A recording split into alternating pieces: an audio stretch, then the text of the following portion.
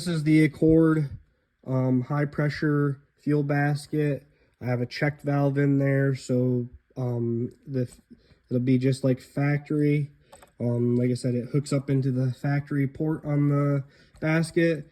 These are my relay plugs because I'm running a 430 pump.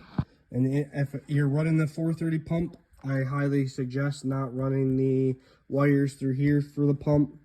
And then this is, like I said, this is the high flow basket. This assembly's complete. It uses the stock Venturi that's in the basket.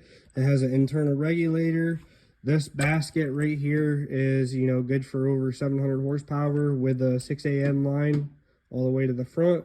And I've already showed that the stuff works. It fills the basket. So yeah, these are going to be available eventually for purchase. And like I said, this is a check valve, so it holds fuel in the line. But yeah, this is just a test. And you can hear it run. And I have a relay kit. I just need to wire back in, you know, negative and positive. And then these two wires from your stock pump, you'll wire into the relay, and then you'll go off the relay to there. So pretty much these wires will just be signal wires to the relay system now. But yeah, that's pretty much it.